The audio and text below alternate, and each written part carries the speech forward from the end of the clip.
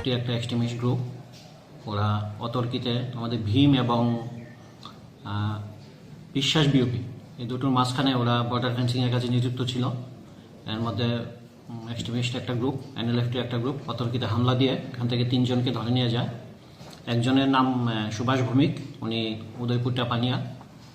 একজন সুবল দেবনাথ, উনি ড্রাইভার। আর আরেকজন মালদাপাড়ারই, ওনার নাম গুণমোহন ত্রিপুরা। ওদের 3 জনকে ধরে নিয়ে এবং বাংলাদেশের দিকে চলে যায়। পরবর্তী সময়ে আমরা খবর পেয়ে অপারেশন জারি রাখি ওইখানে, এবং গতকালকে আমরা ওই ব্যাপারে একটু সাকসেস পাই। আমরা 3 জনকে আমরা ধরে নিয়ে আসি এবং পরবর্তী সময়ে তাদের তাদের ইনভলভমেন্ট পেয়ে আমরা তাদেরকে অ্যারেস্ট করি এবং আজকে তাদেরকে কোর্টে ফরওয়ার্ড করা হয়।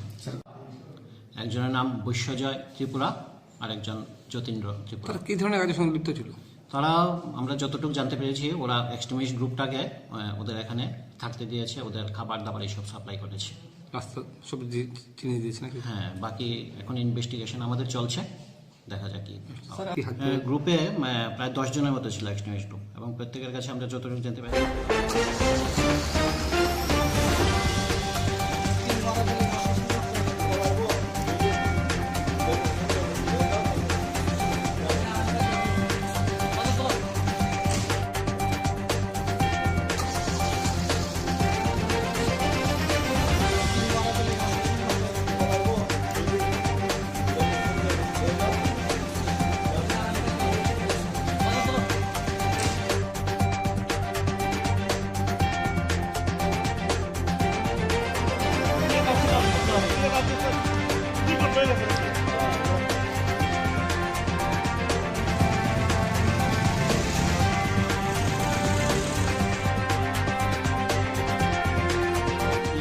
सात तारीख सुबह एक्सट्रीमिस्ट 10 आदमी बांग्लादेश की तरफ से आए और हमारा भीम बीओपी और विश्वास बीओपी दोनों का बीच में एक जगह है जहाँ पे वर्कर लोग काम कर रहे थे बॉर्डर फेंसिंग की। तो वहाँ से अचानक आए और उन लोगों को किडनैप करके लेके गए 3 आदमी। तो कल हम लोग को थोड़ा सक्सेस मिला, हम लोग 3 आदमी को पकड़ा है और हम लोग अरेस्ट भी किया, जो लोग एक्सट्रीमिस्ट को उधर खाना दाना सप्लाई किया और उन लोग को रहने के लिए जगह दिया। वो भी बांग्लादेश साइड में उन लोग का जूम हाट है, वहाँ पे रहने के लिए जगह दिया।